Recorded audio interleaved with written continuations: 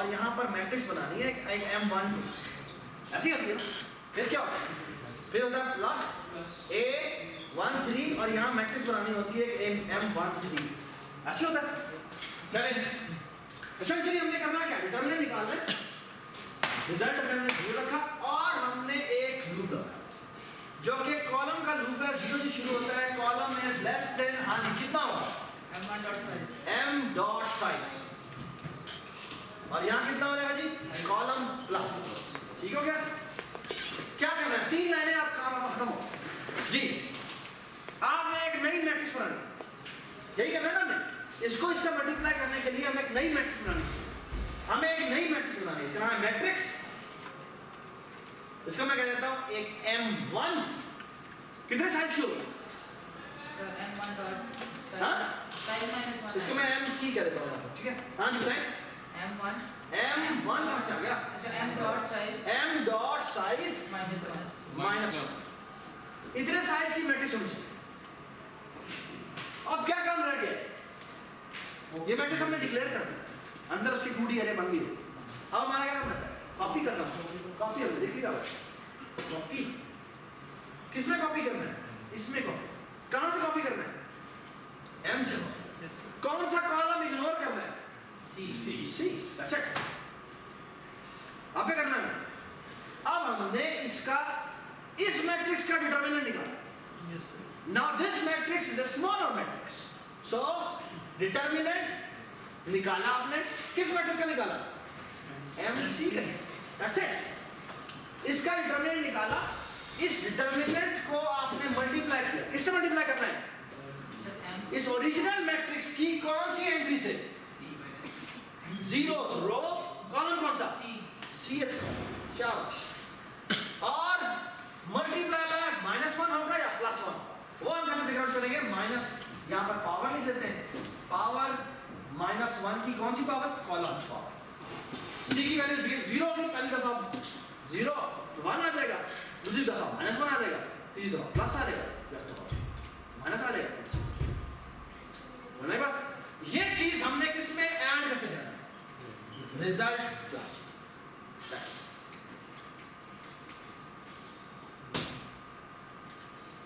What's the answer? What should this function return? Return result. Okay. What is remaining? The base case. When this function should stop. When this matrix has a size of 1, not 2, 1. क्योंकि 2 जो होती है, 2 को अगर हम लिखें यहाँ पे जैसे मैं 1 2 4 6 कहता हूँ, तो ये क्या होता है, ये होता है, इसको भी एक्सपेंशन करो, बिल्कुल इसी एक्सपेंशन करो, कितने की एक्सपेंशन होगी, 0 से लेकर <2 तक का लूप चलेगा, हाँ नहीं, यहाँ से एक्सपेंशन करो, क्या हो जाएगा, 1 मल्टीप्लाई बाय ये रो गई, ये कॉलम गया, कितना आ जाएगा, 6 का डिटरमिनेंट निकालो, और ये होना चाहिए बेस केस, फिर 2 वो भी माइनस, और फिर ये कॉलम गया, ये रो गया, और 4 ये फिर बेस केस, ठीक है। तो there is no need to make the base case for 2 cross 2, ठीक है, आपको सिर्फ 1 क्रॉस 1 का ही काफी है, ठीक है। 2 भी इसके ऊपर रिजॉल्व। हमेशा जब भी रिकर्जन बनाए तो रिकर्जन में लाजमी नहीं आप बेस केस इस तरह ऊपर से शुरू करें, आप अगर आप छोटे पे लेके जा सकते हैं तो you should always go for the very fundamental step, ठीक है। अदरवाइज आपका इतनी अनटाइडी कोड हो जाएगा कि आपका रिकर्सिव की जो फॉर्मुलेशन है उसकी सबसे खूबसूरत चीज उसकी सिंप्लिसिटी है, वो आप बिगाड़ दो, ठीक है जी। ये है, now there is only one thing left कि बेस केस क्या होगा जी। अगर आपका बेस केस यानी कि m dot size double equal to 1 है तो क्या रिटर्न कर दे, फर्स्ट सिंटेक्स पे पड़ी हुई वैल्यू रिटर्न कर दे, और फर्स्ट सिंटेक्स पे क्या, ये कौन सा इंडेक्स होगा, 0, ठीक है, 0th रो पे पड़ी हुई 0th वैल्यू ही रिटर्न, ओके। पावर वाला वो पावर मैंने जस्ट ये लिया कि माइनस के यहाँ पर पहले दफा -1 से मल्टीप्लाई होना ही नहीं, पहले दफा प्लस से मल्टीप्लाई होता है, दूसरी दफा माइनस से मल्टीप्लाई होता है, फिर प्लस से होता है, फिर माइनस से। याद है हम करते हैं पहले अल्टरनेटिवली प्लस माइनस में प्लस होता है, ये उसको बस उसके साथ, ठीक है ठीक है, that's it. And I don't think so great positive. छोटी सी एग्जांपल पे इसका ड्राई रन कर, और वो बहुत जरूरी है, ठीक है। अच्छा मुझे छोटी सी मैट्रिक्स बताएं 3x3। इस कॉपी को मैं डिलीट करूंगा।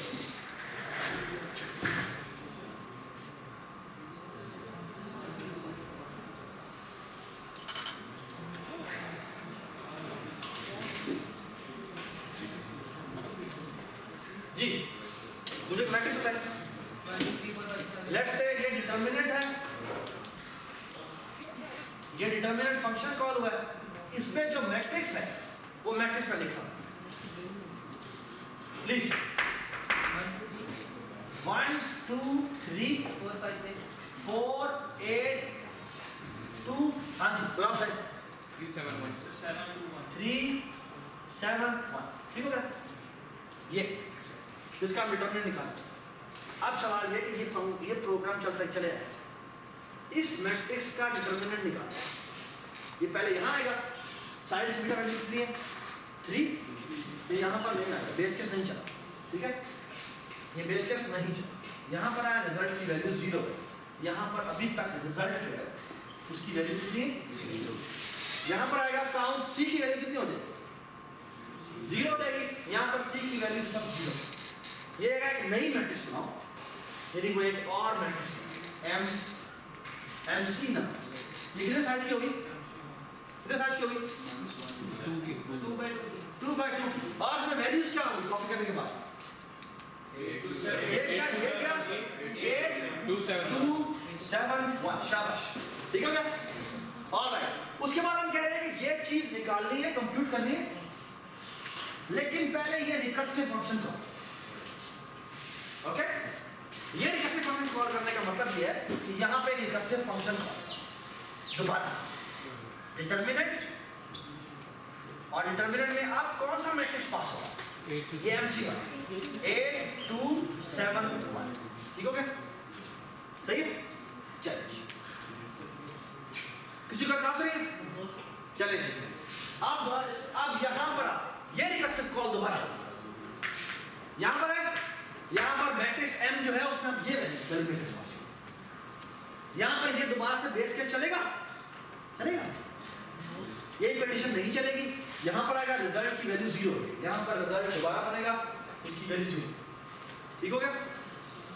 यहाँ पर आएगा काउंट की वैल्यू 0 है, ये 0 से कहाँ से चल रहा है 0 और 1 के नीचे, ठीक है ना, क्योंकि यहाँ पर m डॉट साइज की वैल्यू कितनी है 2 है, ठीक है। ये m कौन सा वाला है, ये गिवन, ठीक है जी। बताएं ये 2 दफा चलना है, ये पहली दफा जब आएगा कि नई कॉपी बना, ये कितने साइज कॉपी बनाएगा, c की वैल्यू 0 है, एक नई mc बनाता है, कितने साइज की होगी 1 क्रॉस 1, और उसमें क्या होगा ये गया क्या था सिर्फ 1 आता। ये कहता है जी, ये एक और रिकर्सिव कॉल करता है, और रिकर्सिव कॉल में कहता है कि ये डिटर्मिनेंट निकालो, लेकिन अब आपकी जो मैट्रिक्स है वो सिर्फ ये 1, यहाँ आएगा, ये इसका बेस केस है, और जो कि वैल्यू कितनी है 1 है, 1 है तो क्या करेगा ये m0 0 रिटर्न कर देगा, और m0 0 पे क्या पड़ा 1, ये यहीं से रिटर्न हो जाएगा 1, समझ में आ गई बात, ऑलराइट, ये 1 रिटर्न हो गया। यहाँ पर आएगा, यहाँ पर ये इक्वेशन होने वाली बात की, ये कहता है 0 यानी 1 आया, 1 मल्टीप्लाई बाय m0c, m0c क्या है 8, इस मैट्रिक्स की बात होगी, तो 8 मल्टीप्लाई बाय जो भी रिजल्ट आया 8 मल्टीप्लाई बाय 1, तो अभी रिजल्ट की वैल्यू कितनी हो गई 8, ठीक है। फिर वो क्या करता है, फिर वो अगली रिकर्सिव कॉल करता है, उसमें ये रो गई, ये वाला कॉलम गया और ये वाली रो गई, क्योंकि अब सी की वैल्यू कितनी हो जा रही है 1 हो गई, ठीक है ठीक है। और अब इसमें कौन सी मैट्रिक्स रह जाएगी 7 की, दोबारा से वो एमसी बनाता है उसमें 7, यहाँ पर आएगा डिटर्मिनेंट आएगा और डिटर्मिनेंट में क्या वैल्यू होगी? सिर्फ 7 और बेस केस वाली कंडीशन चल जाएगी क्योंकि साइज की वैल्यू 1 है तो यहीं से रिटर्न हो जाएगा क्या? 7। जब 7 रिटर्न होगा तो अगेन गिवन सिचुएशन से कॉल गई हुई थी तो यहाँ पर 7 रिटर्न होगा तो 7 मल्टीप्लाई बाय m01 m01 में क्या पड़ा? 2 7 multiply by 2 is 14 multiply by -1 तो कितना हो गया? हाँ माइनस 14 हो तो ये -14 कितना हो गया? -6 रिजल्ट में क्या वैल्यू आ गई? -6 ठीक है जी। ये वैल्यू यहां से रिटर्न और ये है ना 8 माइनस 14 कितना हो जाएगी? -6 सही हो गया। यहां पर आए तो यहां पर जो कॉल गई थी वो इसके लिए गई थी 1 मल्टीप्लाई बाय ये वाली मैट्रिक्स है ना तो 1 मल्टीप्लाई बाय -6 कितना हो गया? -6 ठीक हो गया। अब ये दूसरी काउंट की वैल्यू 1 हो जाएगी MC दोबारा से कंप्यूट होगा ये गया 4 2 नहीं हाँ 4 2 3 1 इस मैट्रिक्स के लिए दोबारा डिटरमिनेंट फंक्शन कॉल होगा और इसमें जो मैट्रिक्स पास होगी वो कौन सी मैट्रिक्स होगी? 4 2 3 1 हो गया। बिल्कुल इसी तरह ये भी रिकर्सिव कॉल करेगा 1 by 1 की ठीक है और यहाँ से क्या रिटर्न होगा? यहाँ से 1 रिटर्न होगा यहाँ से 3 रिटर्न होगा ठीक है और यहाँ से 4 मल्टीप्लाई बाय 1 हो गए और -3 मल्टीप्लाई बाय 2 हो गए -6 कितना हो जाएगा? -2 क्या रिटर्न करेगा? -2 रिटर्न करेगा -2 मल्टीप्लाई बाय 2 इज -4 और फिर मल्टीप्लाई बाय -1 कितना हो जाएगा? +4 तो कितना हो जाता है? तो -2 ठीक है। इसी तरह फिर एक और रिकर्सिव कॉल अब आपकी दफा रिकर्सिव कॉल फिर ये वाला कॉलम क्या है? ये वाली रो तो दोबारा डिटरमिनेंट कॉल हो रहा है लेकिन अब 4 8 3 7 इसलिए और इसके लिए भी फिर वो इसी तरह 2 कंडीशन ठीक है।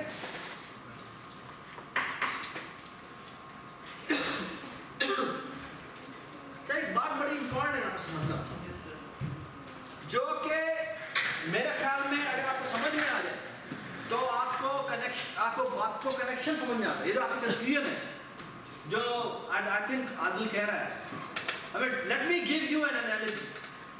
जब आप रिकर्जन का फंक्शन लिखते हैं तो रिकर्जन का फंक्शन एक्चुअली करता है इंडक्शन जब हम बनाते हैं तो क्या करते हैं? हम बेस केस प्रूव करते हैं।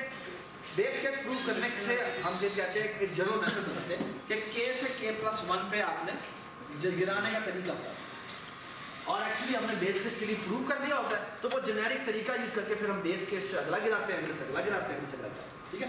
ये हमने रिकर्जन में अगर तुम देखो तो क्या कहोगे जब आप डिटर्मिनेंट ऑफ 3 by 3 मैट्रिक्स निकालने लगे तो वो कहता है जी पहले मुझे 2 by 2 का डिटर्मिनेंट चाहिए और वो इस तरीके से चाहिए। तो एक्चुअली वो क्या करता है? वो कहता है भाई कि मैं अब तुम्हें 3 by 3 का जब डिटर्मिनेंट निकालने लगूंगा तो मैं पहले 2 by 2 का इस पोर्शन का मुझे रिजल्ट निकालता हूं लेकिन वो 2 by 2 नहीं निकाल सकता तो फिर वो 2 by 2 से 1 by 1 पे बात में जाता है। तो अगर मैं n क्रॉस n का निकालने लगा हूं तो वो कहता है मुझे पहले n-1 क्रॉस n-1 का निकाल फिर n-2 cross n-2 Aahista Aahista वो पीछे आता है और वो 1 क्रॉस 1 तक पहुंचता है। एक्चुअली अगर तुम देखो तो ये रिकर्जन कैसे काम करती है? ये एक्चुअली डोमिनोज खड़ा करती है।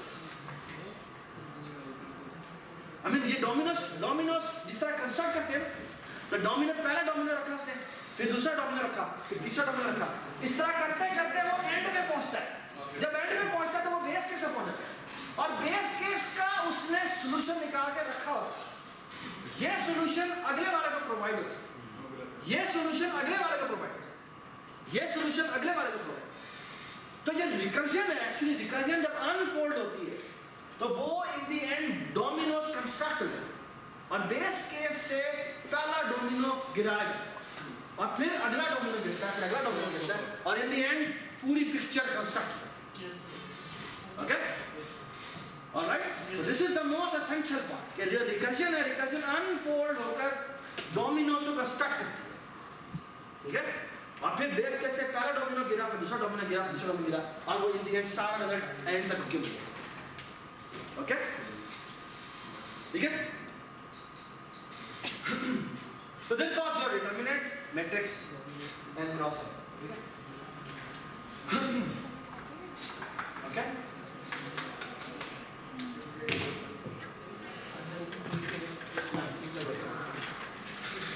मेरा ये है कि जल्दी प्रॉब्लम सॉल्व नहीं कर सकते। ये काम हमने वहाँ पे 1.5 घंटा कर दिया था, जहाँ 2 घंटे,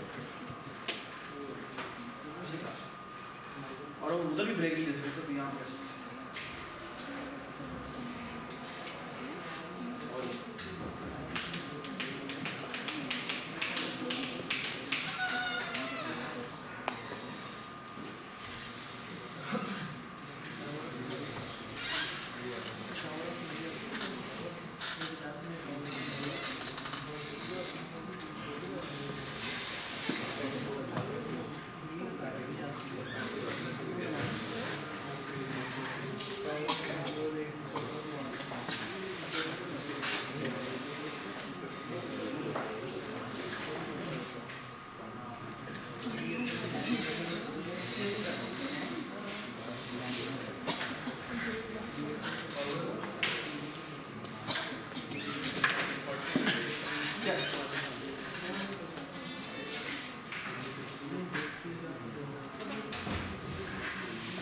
उसके बाद जो प्रॉब्लम है ना वो मीटिंग वाला है, वो मैं थोड़ी देर वो मैं आंखों में कराऊंगा।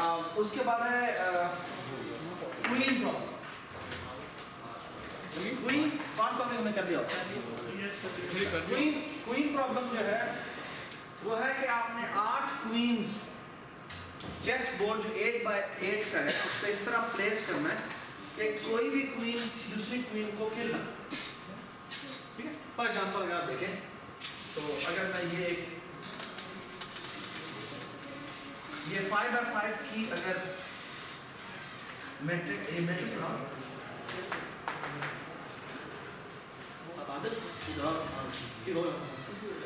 अगर आप ये 8x8 की अगर आप ये बनाएं तो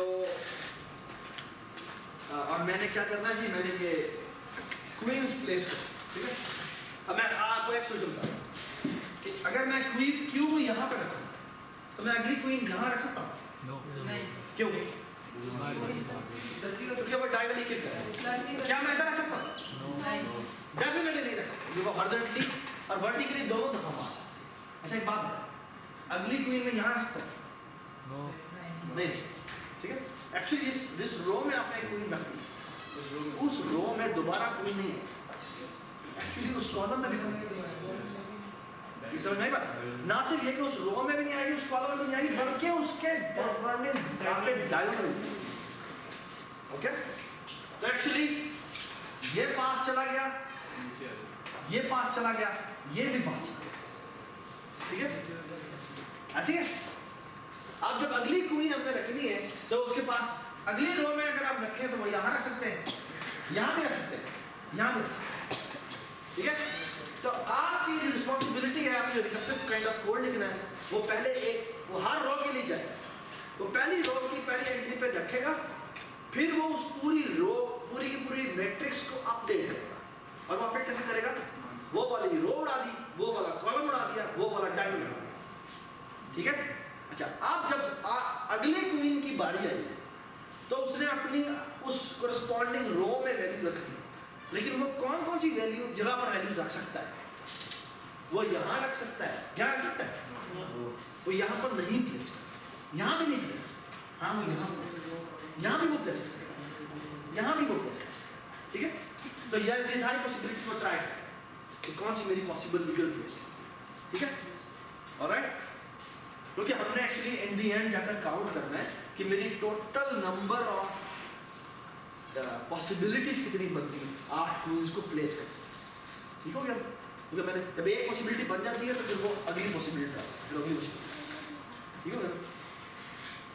चलिए पहली क्वीन आपने यहाँ, आप क्या करें? उसकी बाउंड्री सेट कर सकते ठीक है, अब मैं अगली देखता हूँ क्यों बना सकता हूँ। ठीक है, ये वाली रो गई, ये वाली रो गई, ये वाली भी रो गई। हाँ जी तय, ये भी रो गई, सर दूसरी वाली आपने ये डायग्राम। गलत नहीं लिखी हाँ जी आप बता सर तीसरी वाली क्वीन आपने गलत लिखी है हाँ तीसरी वाली क्वीन आपने गलत लिखी है इस वाली किस गलती गलत सर डायगोनल मार सकती है। एक्चुअली यहाँ नहीं है। तो मुझे ये इस टाइप में होता है, तो इसका मतलब है क्वीन यहाँ है। सही हो गया?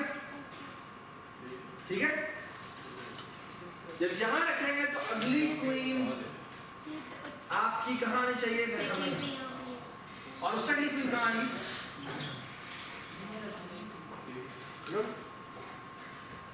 सही है, तो ये एक सॉल्यूशन। आपने रिकर्सिवली या इटरेटिवली जैसे मर्जी करें, मेरे ख्याल में आप 8 लूप लगा के भी कर सकते हैं, आप चाहें तो रिकर्सिवली भी कर सकते हैं, बट आई वुड सजेस्ट कि दोनों तरह सोचें। ठीक है, आपने टोटल काउंट करने के इस 8 क्वीन प्रॉब्लम में टोटल नंबर ऑफ सॉल्यूशंस कितने? ठीक है, ऑलराइट, बस सारी एग्जॉस्टिवली ट्राई करनी है। एक्चुअली क्या आप ऊपर एक ग्लोबली काउंट डिक्लेयर होगा, जैसी एक कंस्ट्रक्शन हो जाती है तो उसको काउंट में प्लस प्लस करें। ठीक है, ऑलराइट, बस ये मैंने ट्राई। ठीक है, सोशल मेडिसिन में क्या रहेगा मेरे ख्याल में। ठीक है, चलें, अगला जो प्रॉब्लम है वो है अच्छा 9 queen problem. 8 by 8 cross 8 box में क्या 9 क्वीन रखी जा सकती है? क्यों? हर रो में एक ही आ सकती है और 9 क्वीन है, मतलब अगर इसका मतलब है आपने प्लेस कर दी है तो हर रो में एक ही आ गई, तो आपने एट मैक्सिमम 8 क्वीन रखी है, आपने 9 क्वीन रखी है। This is a contradiction. ठीक है, ऑलराइट, ओके। अच्छा, एक छोटी सी बात बोले कि बहुत सारे बच्चे मेरे सवाल करने आए थे इस पूरी सामने में, वो अब जैसे वो एक क्वेश्चन है, वो आपके पास n लोग हैं और हाथ मिलाते हैं, हाथ नहीं मिलाते हैं, आपने उसको 2 रोज में खड़ा करना है।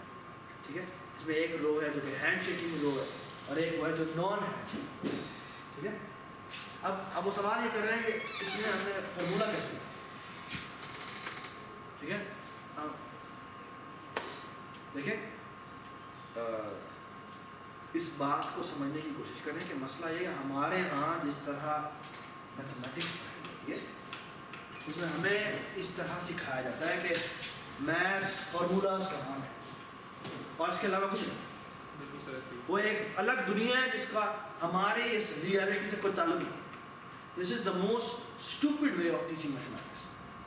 मैथ्स आप और पिछली क्लास में तो एक बच्चा, मैंने डिटरमिनेंट का मैंने कहा तो मुझे 5-6 दफ़ा कहा कि मुझे तो मैथ्स ही नहीं आती कि आपने डिटरमिनेंट वाला सवाल ही दिया। और मैं कह रहा हूँ कि भाई इस सवाल का मैथमेटिक्स से ऐसा कि उस तरह फॉर्मूला कंप्यूटेशन से कोई ताल्लुक नहीं। आपको एक जनरल तरीका बताया, उस तरीके से आपने एक चीज़ कंप्यूट करनी है, इसका काइंड ऑफ उस फॉर्मूला वाली मैथमेटिक्स से कोई ताल्लुक नहीं है। ठीक है, तो वो एक अजीब सी हर्डल है जो कि आपके दिमागों में मिली है कि फॉर एग्जाम्पल मैथमेटिक्स जब भी कहेंगे तो वो फार्मूला, ऐसा नहीं है। मैथमेटिक्स की लैंग्वेज मेरे ख्याल में एक बहुत जनरलाइज लैंग्वेज है जो कि हमारे नेचर में शामिल है। कैसे कर लिया पूरी मैथमेटिक्स इन्वॉल्व हो सकता है। इसने ये पूरी कंप्यूटेशन जो की है कि मैंने ये फेंका, ये इस तरह प्रोजेक्टाइल करता हुआ इस तरह आके मेरे हाथ के करीब आएगा, इस पूरी मैथमेटिक्स इन्वॉल्व है।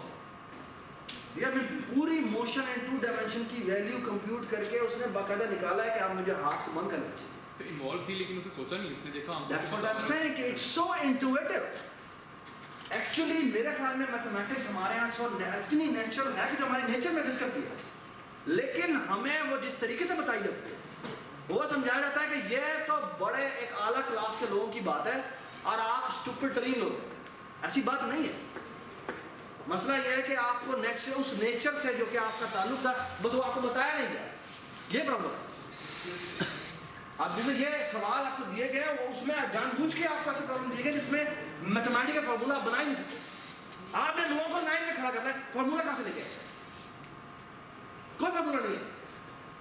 आपको मैथमेटिकल आर्गुमेंट देना है आपको, और आपको प्रूव करने के ओवरऑल जनरल तरीका बता दिया गया और आपको बताया कि भैया आप एक्सप्रेशन आपको रियलिटी से प्रूव करना कि ऐसा मैं हमेशा कर सकता हूं।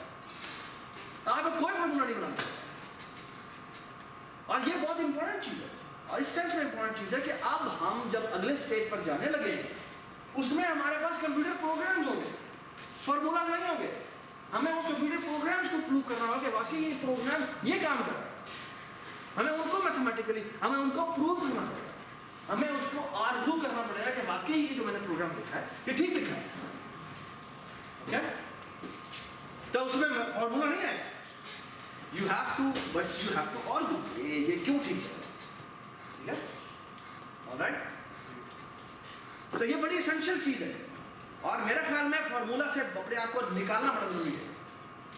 हम प्रूफ को शायद यही समझते हैं कि वो जनाब left hand side is equal to right hand side ही है, जो कि ऐसा नहीं है। ठीक है, ऑलराइट। चलें जी, आप जैसे 9 की प्रॉब्लम था उसमें कोई फार्मूला नहीं आया, लेकिन आपने प्रूव कर दिया कि हर रो में मैक्सिमम एक आ सकता है, 9 क्वींस हैं। तो प्रूफ है, अगर हम कंडीशन की बात करें तो लेट्स से कि अगर आपने 9 क्वींस रखती हैं तो मैक्सिमम हर रो में एक ही रखी होगी। क्यों? क्योंकि आपने फिर 8 क्वींस रखी, क्या 8 हो गए। ठीक है, alright. So you reach to some sort of contradiction. You know, something went wrong. Alright? एक बड़ी इंपॉर्टेंट बात है वो ये कि अगर आपको वक्त मिले तो ये जो मैं जितनी मैंने बात की है आपको ना शायद थोड़ा सा जनरल डिस्कशन जो रियलिटी बेस्ड डिस्कशन होती है ना उसमें शायद आपको थोड़ा सा फिलोसफी पढ़नी चाहिए।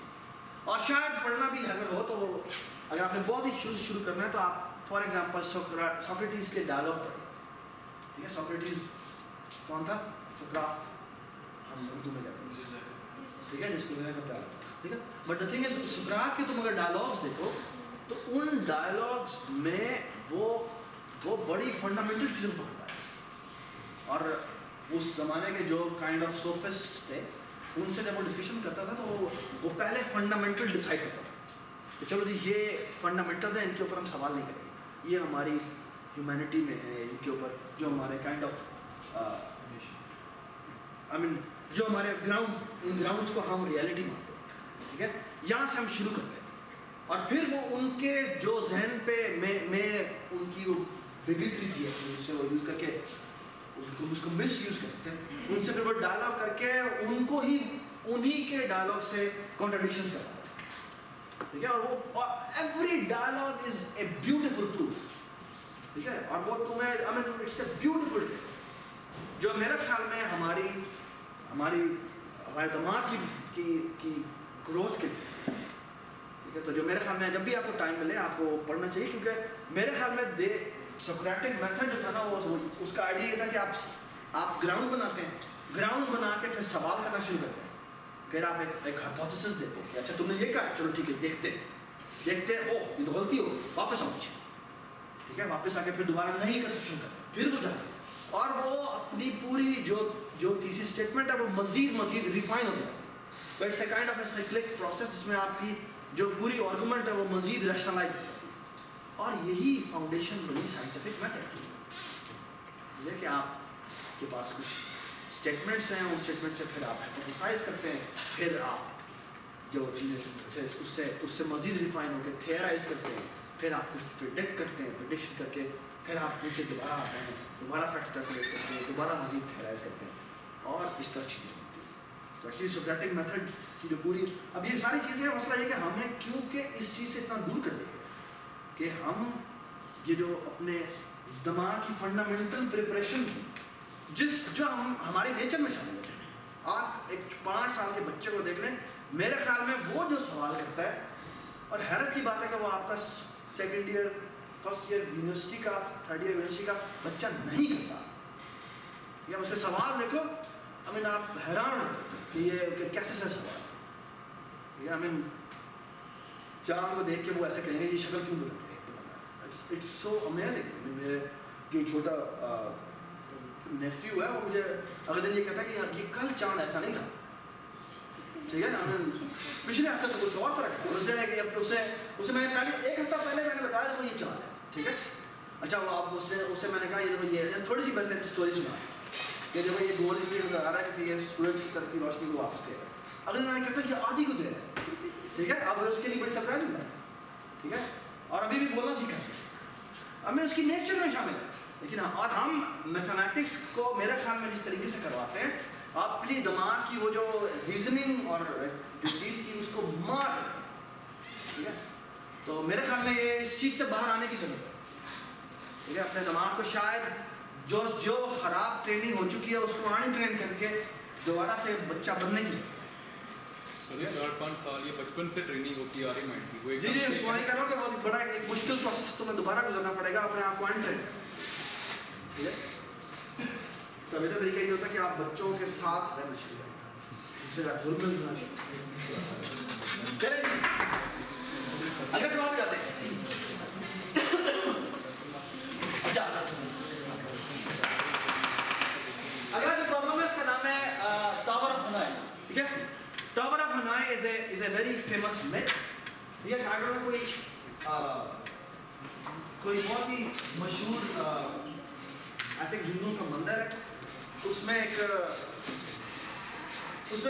बहुत से पुजारी हैं जिनके जो सदियों से एक काम करते हुए आ रहे हैं, और वो है क्या कि वहाँ पर एक टावर्स है, ठीक है। और उस टावर्स पे एक्चुअली इस तरह की स्लैब है। सर इंडिया में आई थिंक इंडिया में नहीं है, नेपाल या इस तरह की जगह, आई एम नॉट श्योर। ये ना आपके पास एक टावर है जिसका नाम है T1, ये टावर है जिसका नाम है 2, और ये एक टावर है जिसका नाम है 3, ठीक है। ऑलराइट, अच्छा इस पे कुछ स्लैब्स पड़ी है, मैंने फिलहाल 3 लिखी है, इसका नाम है 1 2 3, ठीक है। ऑलराइट, जो बड़ी स्लैब है उसका नंबर डिफरेंट बड़ा है, और जो छोटी स्लैब है उसका नंबर छोटा है, ठीक है। What's the objective? The objective is the following कि हमने इस टावर से स्लैब्स उठाकर इस टावर पे रख ली। अभी फॉर एग्जांपल ये स्लैब, ये वाला टावर नहीं है, ठीक है। यहां से आपने एक स्लैब उठाई, इसको इधर रखना है। एक्चुअली ये जो जिस ऑर्डर में पड़ी हुई है ना, उस ऑर्डर में ही हमने यहां रखा, ठीक है। अच्छा, कुछ स्लैब को मूव करने में कुछ रूल है, और वो रूल ये है कि ऐसा नहीं हो सकता कि अच्छा आप तो पहले बोलते हैं कि एक स्लैब उठा के नहीं रख सकते, ठीक है। ऐसा नहीं हो सकता मल्टीपल स्लैब उठा के रखते, आप एक स्लैब बाय स्लैब ही उठा के यहाँ पर रखें, ठीक है। अच्छा, और दूसरी बात यह है कि ऐसा नहीं हो सकता कि छोटी स्लैब के ऊपर बड़ी स्लैब आ, ठीक है। यानी बड़ी स्लैब के ऊपर छोटी स्लैब आ सकती है, लेकिन छोटी स्लैब के ऊपर बड़ी स्लैब आ सकती है। जी सर इसको पहले मूव करेंगे, सोल्यूशन पे बात करते हैं। लेट्स से ये टावर आपके पास नहीं है, क्या करें बताएं बेटा, बताओ। ये तुम्हारे पास टावर है, ये तुम्हारे पास स्लैब है, जहां से उठा के तुम्हें यहाँ पर करना है, कैसे करें? ये आपके पास टावर नहीं है, पहले आप क्या करें? किसको डिस्प्लेस करेंगे? फर्स्ट वाली है उसको यहाँ पे रख दिया, ठीक है। चलिए जी यहाँ पे रख दिया जी। आप क्या करें? फिर क्या करें? फिर क्या करें? अब मसला है कि तुमको यहाँ पर नहीं खड़ा सकता, इसीलिए आपको ये हेल्पिंग टावर दिया है कि आप चाहें तो इसको एज ए हेल्पिंग के तौर पे यूज कर सकते हैं, ठीक है। ऑलराइट जी, आप बताएं अब क्या करें? सर 2 को यहाँ पे रखेंगे, 2 कहाँ रखेंगे? यहाँ पे, शाबाश, 2 को यहाँ से हटाया, यहाँ रख दिया। सर 1 को रखेंगे, आप 1 को इधर रख दे, शाबाश। और 3 को राइट में रखेंगे, यहाँ, आप को यहाँ पे लेंगे, ऐसा पहले आप 1 को यहाँ से, सिर्फ 2 को यहाँ पे लेंगे और 2 को यहाँ, फिर 1 को तो नहीं पता।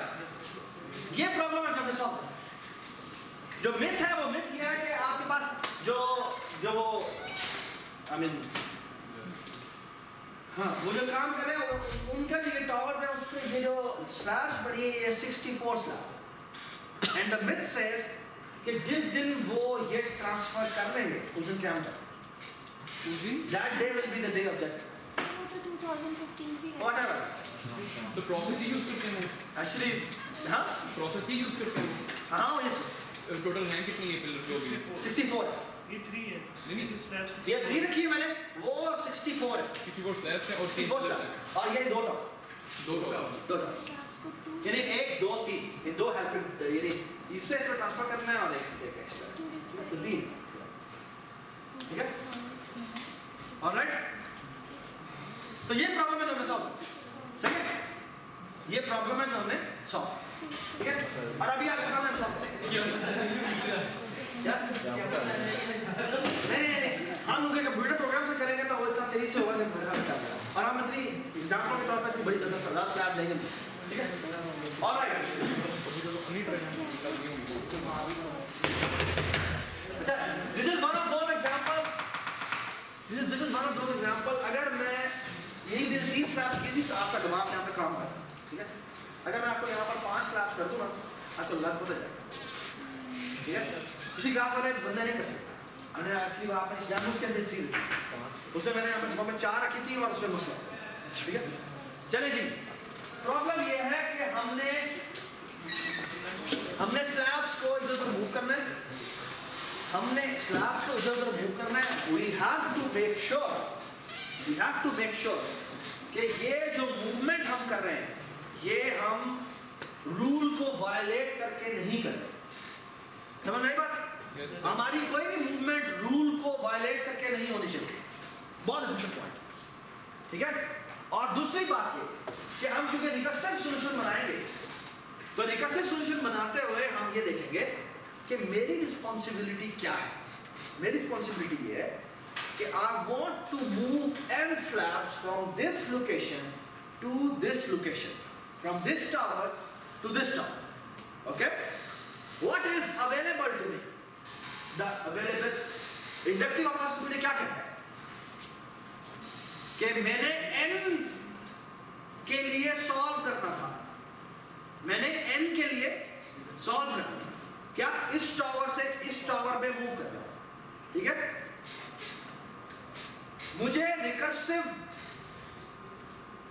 मुझे रिकर्सिव हेल्पर जो है या इंडक्टिव हाइपोथेसिस वाला जो है जो छोटी रिकर्सिव कॉल है वो मुझे क्या सॉल्यूशन प्रोवाइड करके देती है वो प्रोवाइड करके देती है कि मैंने n के लिए सॉल्व करना है एक फंक्शन मेरे पास अवेलेबल है जो मुझे n-1 के लिए n-1 स्लैब्स के लिए सॉल्यूशन दे देता है समझ में आई बात व्हाट्स द क्राइटेरिया इज कि हम जब इस मेन फंक्शन को लिख रहे हैं तो हम अज्यूम करेंगे कि हमारे पास एक रिकर्सिव फंक्शन अवेलेबल है जो n-1 स्लैब्स को एक टावर से दूसरे टावर पर मूव कर देता है समझ में आ गई बात एवरीबॉडी अंडरस्टैंड द पॉइंट हमारे पास यहां पर जो स्लैब पड़ी हुई है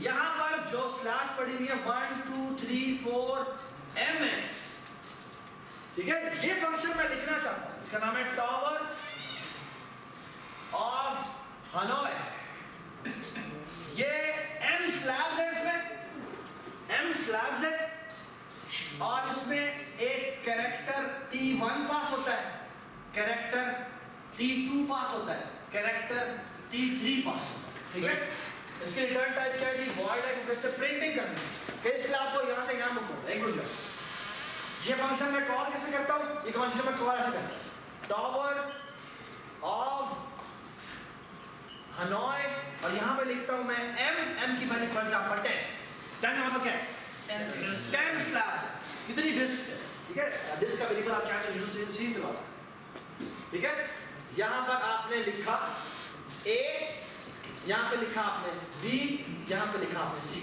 यानी कि ये टावर a t1 जो है वो एक्चुअली a है ये b है ये c है समझ में आने बात ठीक है एक मिनट सवाल पहले सवाल समझ लो फिर बात होती है हमने tower of Hanoi function call करना है, बनाना है एम स्लैब के लिए बनाना है, ठीक है, एम स्लैब के लिए बनाना है।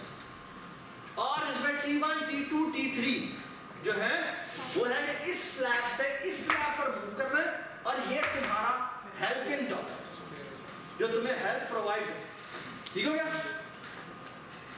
Everybody understand? ओके? हाँ, अब मुझे बात बताएं, ये फंक्शन बनाने के लिए मुझे कौन सा फंक्शन अवेलेबल है? m-1 एक और फंक्शन अवेलेबल है जिसका नाम है टॉवर ऑफ हनोई, जो आई डोंट नो यहां पर क्या मेरे पास होंगे, जो कि m-1 स्लैब्स को मूव अराउंड, समझ में आ गई बात? यानी ये फंक्शन को इंप्लीमेंट करने की मेरे पास मुझे कोई जरूरत नहीं यार, बस कर इधर देखो, मेरे पास एक टॉवर ऑफ हनोई का फंक्शन अवेलेबल है जो कि m-1 स्लैब के लिए मूवमेंट है, और ठीक है, समझ में आ गई बात? मैंने जो सॉल्व करना है वो किसके लिए सॉल्व करना है? n के लिए, ठीक है? मेरे पास एक फंक्शन अवेलेबल है जो कि m-1 के लिए सॉल्व कर देता है, ठीक हो गया? किसी को प्रॉब्लम नहीं? अच्छा, now look at this, what do I want to do? I want to solve for m, और मुझे एक हेल्पर फंक्शन आदिल ने बना के दे दिया है जो कि m-1 के लिए खुद है, टेक ओवर, ठीक है? ऑलराइट, अब हमने वो फंक्शन यूज करना है, और उसको यूज करके ये फंक्शन कंप्लीट करना है। बेस केस बात की बात, ठीक है? पहले मैं पूरी कंस्ट्रक्शन करूंगा, बेस केस एंड पे पहुंचेगा, वो फिर बाद में कंस्ट्रक्ट करूंगा। पहले पूरी कंस्ट्रक्शन करने दो, ठीक है? इसलिए रिकर्जन में सबसे पहले मुझे अच्छा लगता है कि बेस केस के बारे में बाद में सोचें, पहले मैं रिकर्सिव कंस्ट्रक्शन करूंगा जो बेस केस तक पहुंचे, और फिर मैं बेस केस के बारे में सोचूंगा। तो पहले आप कंस्ट्रक्शंस करें, फिर आप बेस केस के बारे में सोचें, समझ नहीं बात? इसीलिए मुझे मैं रिकर्जन जब भी सोचता हूँ मैं पहले उसका रिकर्सिव स्ट्रक्चर सोचता हूँ। हालांकि इंडक्शन में हम पहले बेस केस प्रूव करते हैं, क्योंकि हम लोग प्रूव करने पे नहीं गए, हम पहले कंस्ट्रक्शन में जा रहे हैं कि हमारी रिकर्सिव कंस्ट्रक्शन क्या है, ठीक है? तो पहले मैं कंस्ट्रक्ट करूंगा, ठीक है, और जो कि बेस केस तक कंस्ट्रक्ट हो जाएगा, और फिर मैं बेस केस गिराऊंगा, ठीक हो गया? चले जी, ये फंक्शन आपको अवेलेबल है, इस फंक्शन को यूज करके आपने ये ऊपर वाला प्रॉब्लम सॉल्व, सही है? चले अभी हम इसको सॉल्व करते हैं, 3 लाइन, एब्सोल्युटली 3 लाइन, ओके?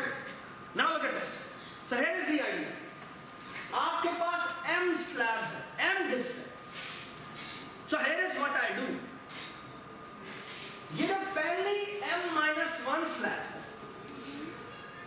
पहली m-1 स्लैब है, इनके मैं एक काम करता हूं, इनको मैं मूव करवा सकता हूं, कहां पर चाहूं तो इधर से मूव करवा दूं, चाहूं इधर मूव करवा दूं, ठीक है?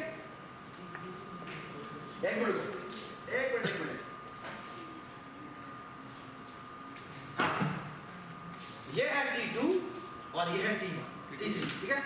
चलो बात सुनो, ये पहली m-1 स्लैब है, इनको मैं मूव करवा, आप मुझे सिर्फ एक बात का जवाब, ओवरऑल हमारा टारगेट ये है कि इन सारी स्लैब्स को यहां मूव करना।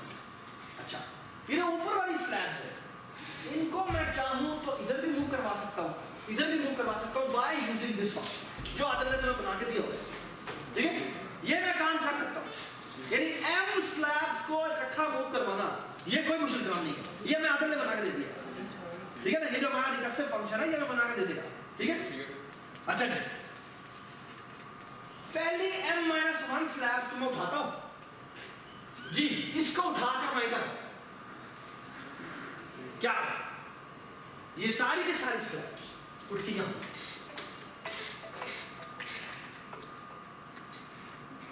ठीक है?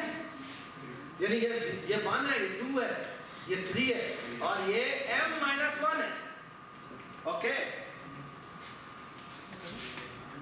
ये स्लैब यहां से उठी जी, ये सारी स्लैब उठ के यहां से यहां, ये कैसे हुई? We damn care, okay? वो आदिल का सॉल्यूशन है, प्रोवाइडर अकाउंट में देता है, ठीक है, रहता। अब आपको क्या करना चाहिए? अब आपको क्या करना चाहिए?